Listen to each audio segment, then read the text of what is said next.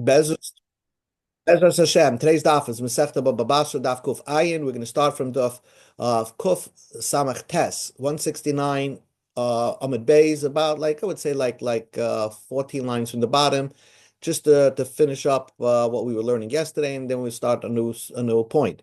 Ahu Itisa. There was this lady that trusted somebody. The Yahavla Yizuza Lahu Gavra. She gave money to a certain individual as a messenger, as an agent, lemizban ara, to buy her a piece of property. So she's the guy. She gave money to, let's say, a real estate agent to represent the buyer to purchase a property. But this Shlamazel, Azal Zavan La Shloi Bachrai, she bought a property without title insurance, and now she's at risk. The woman is at risk. Asya Lekami de Rav Nachman, so she came to Rav Nachman to complain that she would want that the messenger, her agent, should purchase or be the buyer's insurance. Amalei, because she said to Rav Nachman that I hired this real estate agent, letakuni shadartich v'loy la'avuse. I sent you to do something correct and not to do something crooked. And by buying a piece of property without title insurance, that's a crooked thing. I'm at risk. It could be taken away. So Rab Nachman Paskin, he told the agent, Zil Zavnim you buy it now from her without title insurance, and then resell it back to her with title insurance. So that if anything happens, basically the agent that messed up is now going to have to guarantee the property. New Gemara. Rab Shimon Megamliel Oimer,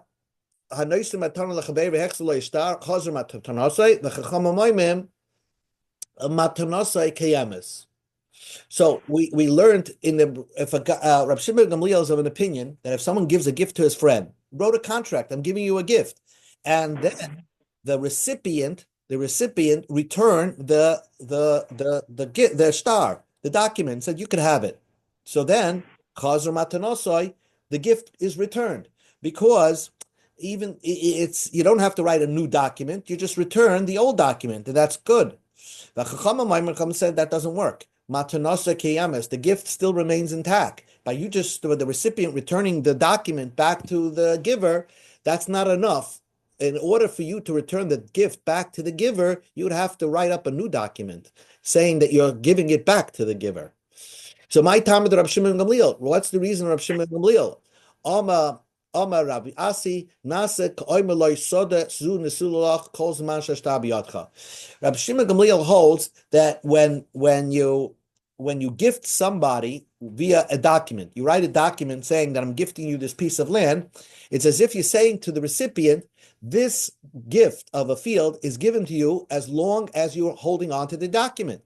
But so Rabbi Shimon Gamliel holds that if the recipient returns the document, so he's not the owner of the field anymore.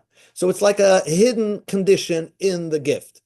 If that's the explanation of Rab Shimon ben Gamliel, Maskav la Rabba. So Rabba has a question on that. If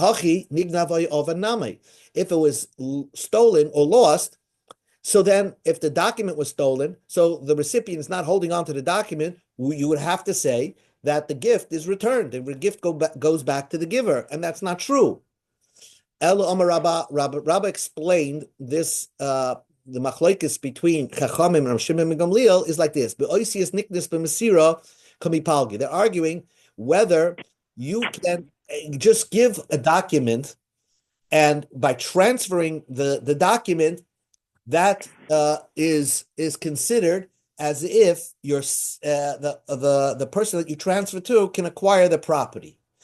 Rav Shimon ben Gamliel says, "Oisius niknais b'mesira." It's basically the written word can be acquired via the transfer. So basically, the one that you're transferring the written word, which is the giver of the document, right? If the recipient transfers the document back to the giver, that's enough. That's enough to consider that as if the whole property now belongs back to the giver. Rabban says, "Ein oisias niknas b'mesira," that letters cannot be acquired by just a simple transfer. So therefore, just because you transfer the document doesn't mean the giver is now the owner of the document. I want so to explain it. This is the way you explain it. Suppose I'm going to use Steve, your name, but Steve Alter bought a property from Mr. Friedman, right? Now, if and he has a document, Steve bought the property from Mr. Friedman. If if Steve wants to sell the property to somebody else, all he has to do is give that document that says he bought it from Mr. Friedman to somebody else if he wants to gift it. So now that guy is holding on to a document that says Friedman sold the property to Steve, but even though his name is not Steve, and he didn't go directly to Mr. Friedman, but because he's holding on to the document, that makes him the new owner. That's the opinion of Shimon ben Gamliel. Rabbanim said, no, if the Rabbanim hold that in order for the third person to get the property, Steve would have to write a legitimate document that he's giving the property to that third person. Dr. Gemara, Tana Rabbanim, a story that's related. Haba lidain b'shtar b'chazaka nida b'shtar divi Rebbe. A guy who got into a lawsuit with somebody, and the other person said that that's my property. What are you doing on my property? So he said, I have two proofs that it's my property, that I'm legitimate. First, I have a document, and I also was here for 3 years. So nida b'shtar divi Rebbe. All he has to do, even though he said he has two things, Rebbe says you just prove it with the shtar, and that's enough. You just bring out the document, a validated document, and that would be enough. Rab Shimon ben Gamliel b'chazaka. Rab Shimon says, no, you don't use the shtar, you use chazaka. You have to prove that you were there for 3 years.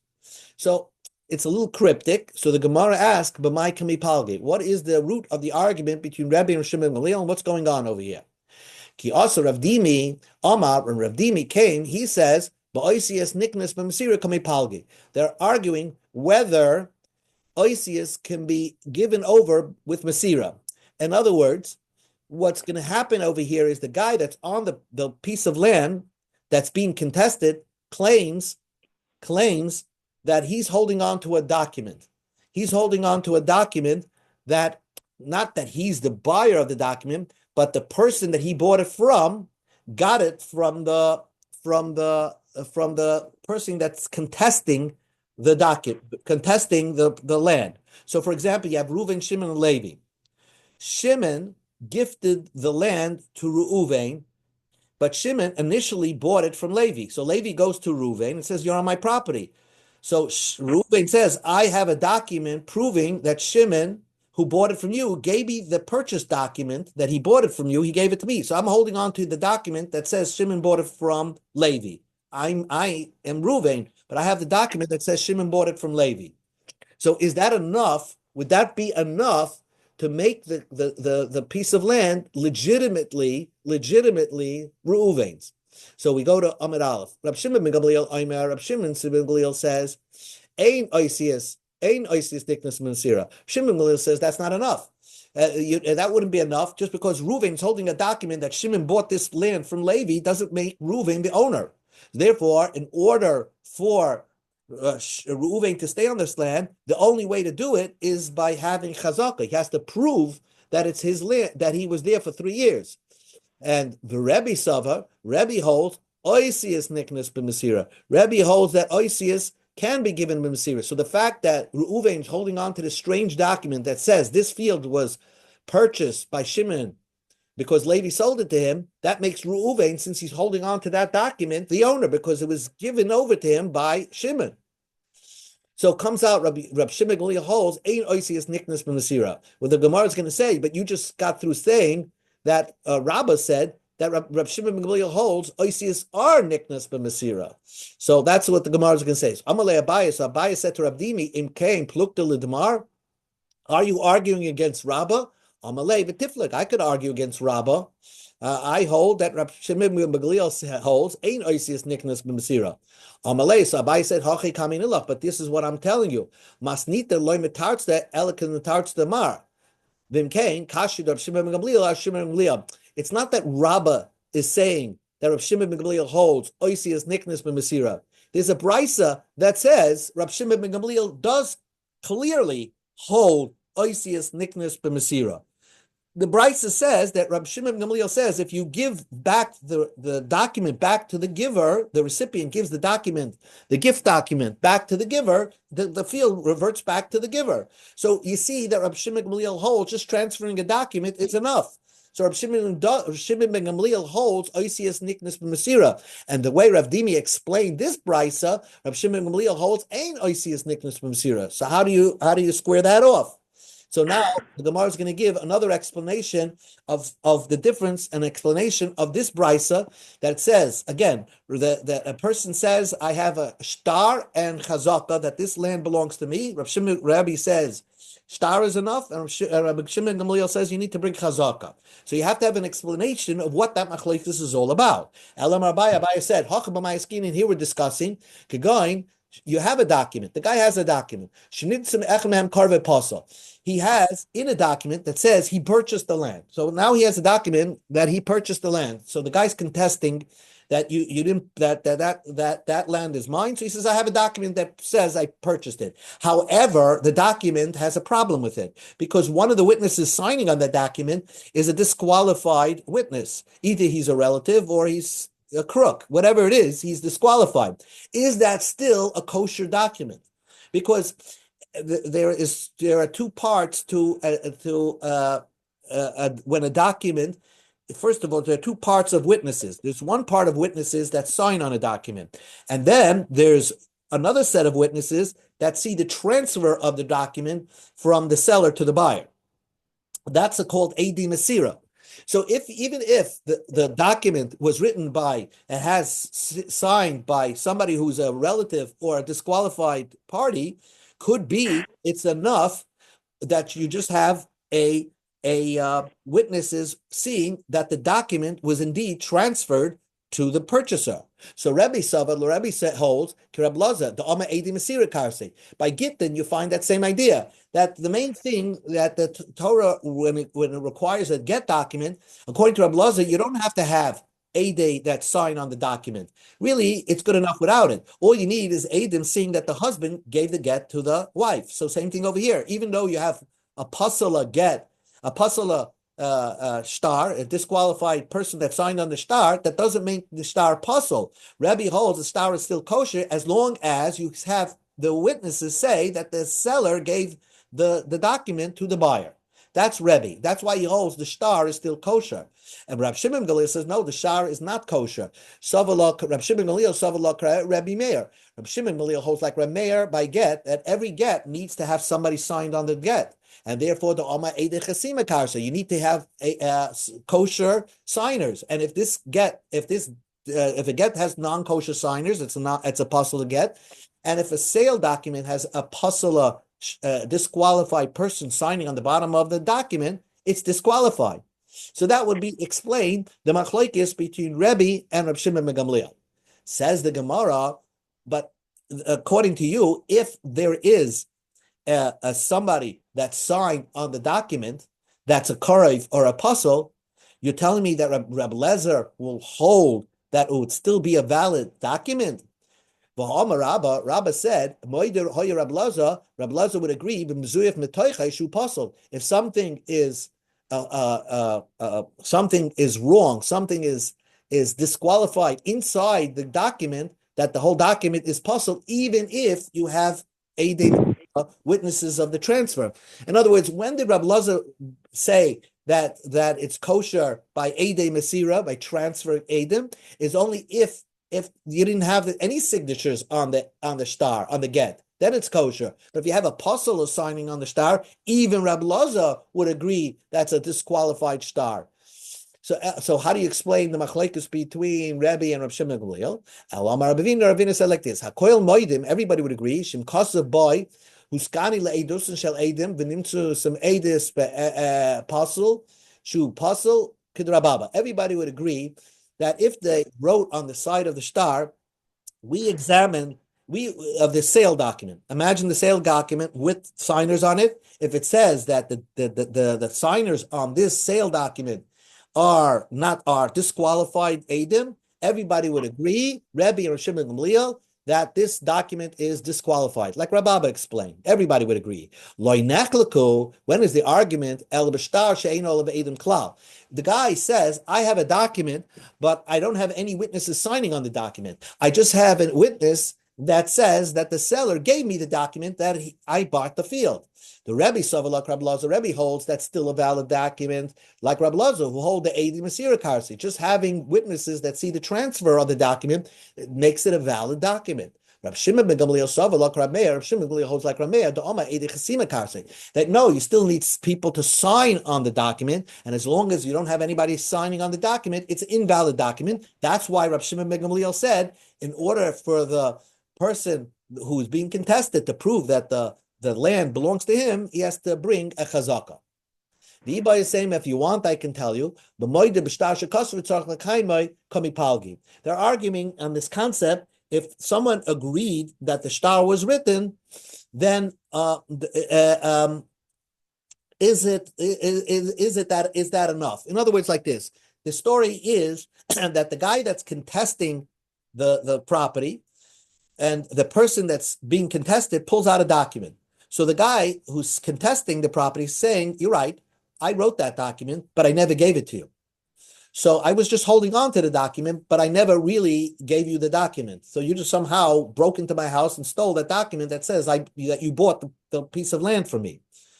So Rebbe holds, once you agree that you wrote the document, we don't take any part of your story any further. You agreed that you wrote this document, even though you claim you never gave it. We say stop right there. Most people are not writing false documents. So therefore, Rebbe holds, if you agree that the star was written, then it's a valid star. It's a valid document. And I don't care if the contester says, oh, I never gave you the document. We're gonna just pay attention to what he says that he wrote the document, and we're not going to pay attention to what he says that he never gave the document. And therefore, it's still a valid document. That's why Rebbe holds that the star and enough is good. Rabbi Shimon ben Gamliel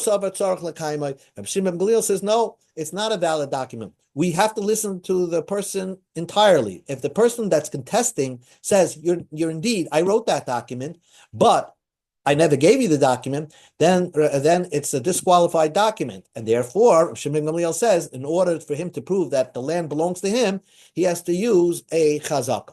Says the Gemara, comes out that Rebbe holds ain't tzarich l'kaimai, and Rabbi Shimon Gamliel says tzarich l'kaimai. Says the Gemara, we learned this to reverse. The opinions are switched.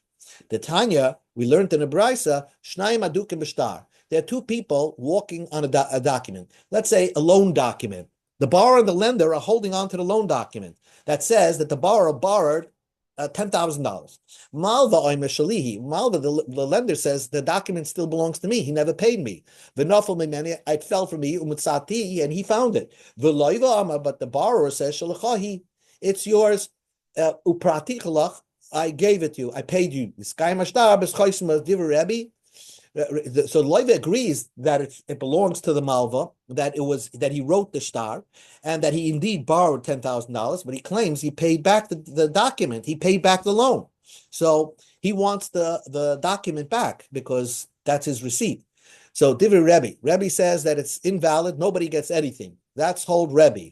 Reb Shimon says, split it. I guess make the loan that since you don't know to trust the borrower or the lender who's telling the truth over here. So if the loan was $10,000, so you split it so the borrower still is on the hook for $5,000. So the Gemara says, what do you mean? The less like Rebbe Hadatran, doesn't Rebbe hold that splitting is the rational thing to do? We learned this in the beginning of Baba Metzia. Shnayim achsim b'talis. If two people are holding on to a talis, each one says, I found it. Everybody agrees that since you don't know what to do, each one is grasping on to this half a talis, and they're saying it belongs to them. You split it. So why didn't Rebbe say it? If a Malva and a Loiv both arguing who is owning the star, who's owning the loan document, split the loan document so he doesn't have to pay the whole thing. The Amarav Nachman b'mekuyim the kuli alma loy pligi yachloiki. If we know it's a kosher star, because let's say there's a stamp of Bezdin that says this was a kosher star, everybody agrees that you split it, that you don't know who to trust, the borrower or the lender, who's telling the truth. When are they arguing? When we don't know if it's a kosher star. So who's going to make it into a kosher star? The guy, the borrower says, I agree, this was a valid star. So, but I paid it. So Rebbe says, since you're trusting the person, and he's agreeing that it's a kosher star, and he's saying I paid it up, you have to prove it in the other way that it was not paid up. So you take him for his full value. That's what it means. Rabbi Sava, if you agree that the star was written, but you added a caveat that it was paid up, then the lender has to prove his point. If he does prove his point that it's a valid star, Gavi Palga, then you collect half, that it's a valid star. But if he doesn't prove that it's a valid star, so who's made it into a valid star? The borrower. So then believe the borrower totally. And then, therefore, there is no loan outstanding. Then you're holding, then the lender has nothing. It's just a piece of junk. Rab Shimon ben Gamliel Rab Shimon says, once the borrower agreed that this star was written, so then that's it. We take his word for it that it's a kosher star. Now we don't need the lender to prove it's a kosher star. It's given that it's a kosher star. And therefore, if it's a kosher star, you don't know who owns it. Yachloiku, you split it. So therefore, you split it, and they each one get half and half. But what you see from here is that Rav Shimon Gamliel holds Moed B'Shar Shekasu Ein Tzarich L'Kaimoi, and the previous, and Rebbe holds Moed B'Shar Shekasu Tzarich L'Kaimoi, and the previous brisa we said that just the opposite opinions over here. In Bava Basra, we say Moed B'Shar Shekasu Ein Tzarich L'Kaimoi, Rav Shimon Gamliel Tzarich L'Kaimoi. So the Gemara says. Epoch. You have to turn around Al Brisa in Baba Basra, that Rab Shimon ben Gamliel, you have to reverse the opinions over here.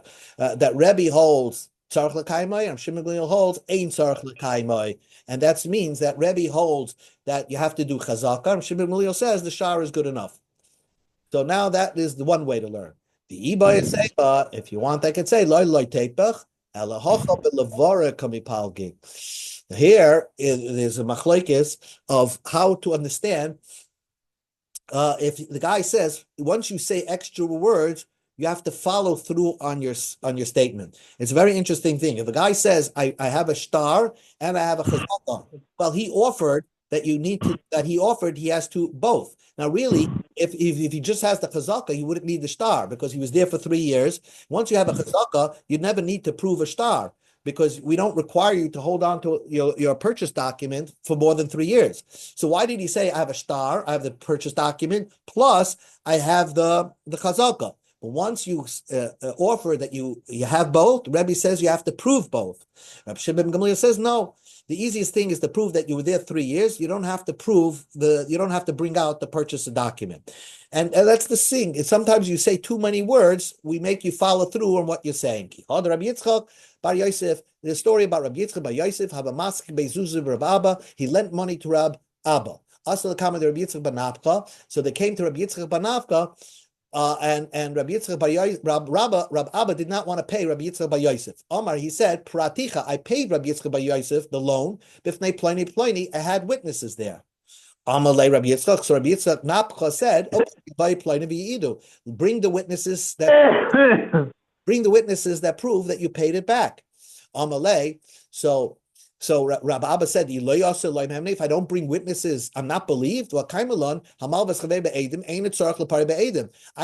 halacha is that even though the loan happened with witnesses, I don't have to pay him back with witnesses. So I paid him back. I am adding on just for a secure measure that I gave it back in front of witnesses. But why do I have to bring those witnesses if I would have been believed by saying that I don't have witnesses? Amalei. So Rabbi Yitzchak said, "Anabe he shmeitz the marsviolate. Amar Abba, Amar Abba, Amar Abba, Barahava, Amar Rav. I'm lechavei praticha b'fnei pleni pleni tzorch sheyavei pleni pleni v'iidu." I hold like what Rav said, that once you said I paid back in front of witnesses, then you have to bring those witnesses because you added that you have witnesses. So now bring them. Amalei. So Rav Abba said, "V'amar Rav Gidol Amar Rav halakha Reb Shimon Gamliel." Didn't Rav also say that the halachas is like Reb Shimon Gamliel, that if a guy says I have a star and a chazaka, even though he said the extra word I have a star, Reb Shimon Gamliel says all you have to do is bring the chazaka. You don't have to bring the star. We don't follow through on the extra words. V'af Rebbe loy Amar. Even Rebbe didn't say. We go to Amar Beis. Ella. Rebbe agrees in theory that you don't have to bring a star, but it's only because you said you have a star. Rebbe required you to bring the star, but Rebbe would agree the chazaka would have been enough. Amalei, so Rabbi Yitzchak said, "Anonami levar kamina." I paskin like Rebbe that once you added something that was not you're not required to do, you have to follow through. So if you said I have a star and chazaka, you have to bring both to Bezdin. You have to prove that you were there for 3 years, and plus you bring the purchase agreement. One other thing, now that you said you paid back the loan in front of the Eidim, then you have to bring those Eidim to, even though you didn't have to pay back the loan in front of Eidim. A half a minute over here, we'll just do the Mishnah. Misha para mitzas chayvai. If a man paid part of his loan, he paid back half his loan. So what do? Rabbi Yehuda Omer Yachleif. You write a new loan document. So if the loan document was 10,000, he paid 5. So then you write a new loan document with the first original date of the loan for $5,000. Rabbi Yossi says, you write a receipt. Let the loan the original loan document stays intact, but the borrower holds on to receipt that he paid 5. Now, there's a problem with that because if the borrower loses his receipt, then the lender will collect his entire loan again for a second time. The other half. Amar Rabbi Yehuda, so Rabbi Yehuda says, so then you're requiring the borrower to watch his receipt from rats, and why should we put such a burden on the borrower? Let's just write another loan document for half the amount. Rabbi Yossi says, that would be very nice. We don't want to make him lose this power. In other words, that once the borrower has to hold on to a receipt, and he's nervous that he's going to lose it, he's going to have in mind that he still has to pay the rest of the loan. If you write a new document, he's not pushed for it because there's nothing that's pushing him because he doesn't have to watch a receipt, so he just has an outstanding loan. But now, if you write a receipt and the other person has the original loan document, so he's making sure that he's going to pay up. And we always want the borrower to feel guilty a little bit. Eved loiva leishmalva, they should feel somehow subservient to the lender, so that he'll remember to pay. Because often people borrow money and don't pay. So that's what we want to do. Write a receipt, don't write a new loan document, and that is the opinion of Rabbi Yossi. We'll stop over here.